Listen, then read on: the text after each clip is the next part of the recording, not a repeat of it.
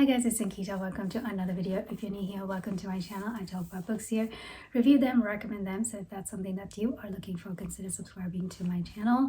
Today I'm going to talk about All Creatures Great and Small, specifically chapters 53 through 67, and that'll be the end of the book. And this is part of the spring read along. Yeah, in chapter 53, Harry tells us about this really kind, humble farmer named Dick Rudd, whose family is literally opposite of Mr. Sidlow's family. Really kind people, and this farmer goes ahead and he buys a really fancy cow, and his wife names the cow Strawberry. I thought that was such a lovely name for a cow.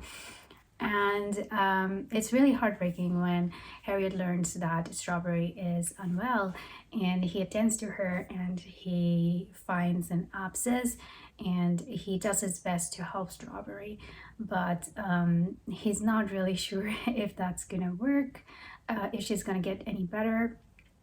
And just when Harriet thinks that Strawberry might not make it, she makes a full recovery, and it was so satisfying. Chapter 56 is when Harriet describes another side of being a vet, and that is being a businessman as well, because they are running a surgery. Well, Siegfried is running a surgery, and he talks about how Siegfried really struggles at times to get paid for his services. And it's usually these fancy farmers who are doing really well that do not pay, or delay in paying for the services. It's the farmers who will drive by in their new cars, and then the ones who do not hesitate to ask for more services when they have not paid for the previous ones. And yeah, it is must have been frustrating. And then there are some farmers like Mr. Dumblebee, was it? Yes, Mr. Dumblebee in chapter 56, who did not like being reminded about it. Oh, what was that system? Siegfried had a system of sending out reminders. Yeah, it was his BNS system, which stood for Polite Nasty Solicitors system. But that system did not work on Mr. Dumblebee, who was really offended when he was reminded of making payments, to the point that he stares down Harriet at a pub. Next chapter is 57, and Tristan is back, and this time Tristan, or rather Harriet, goes out with Tristan on a double date, and Tristan takes everyone to first get drunk before the dance. And yeah, Tristan is like totally tipsy, and then at the dance Harriet also gets drunk, and so does his date. And when they are not looking their best, and obviously Harriet looks like he is drunk, and in his worst state, that's when he meets Helen there, who is with another guy. But yeah, not the best double date, but it was fun to read. Chapter 58 is when Harriet describes all these like little tiny moments in his practice, which are, they're tiny moments, but they're such precious moments. There is this old dog named Chip who prefers to sleep under the snow while it's snowing. He is like buried under the snow, and he's really comfy there. And then there is Luke Benson, who, when he learns that his neighbor's wife has run away, he's really upset that his wife didn't run away. And then there's that little experiment he does on Bramley's cats. Chapter 59 is when Siegfried helps Harriet treat the gypsy's horse, and the connection that a horse has with those two little girls. Or was it three girls? Well, those girls in the family, or the girls have a really close attachment to the horse and to the pony, and I thought that was so lovely. Chapter 60, I love Tristan so much. He is so excited for Harriet when Helen shows up at the practice asking for Harriet. And Tristan is like, she's here and she's asking for you. You have to do your best to impress her. And Harriet does manage to do that when he fixes her dog's dislocated hip, I believe, right? Yes, dislocated hip. And I really like Helen. Helen's really brave. She assists Harriet in fixing her dog. I don't think I would have been able to do that ever. Harriet Harriet sums up the courage to ask her out again, and she says yes. Chapter 61 was very difficult to read, especially the first part. Harriet is at a wealthy man's place to, I don't know, treat his dog. But what was his name? Was it Mr. Taverner? And Mr. Taverner is a wealthy man, really well-to-do family, and his family treats him so poorly. Both the wife and daughter, yeah, it's just not a very good feeling, is it? It's really disturbing. A very dysfunctional family when they have everything, right? And then he later goes to Mr. Alton's farm, and Mr. Alton's farm is he's really poor farmer, but his family truly loves him. His daughter was gonna hop on a bicycle and ride the bike miles back and forth to surprise her father, and that was beautiful, really, really touching.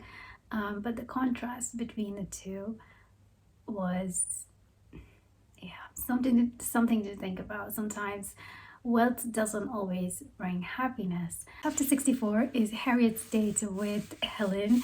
And this time he goes to the movies, and wow, he has had a string of disastrous dates till now.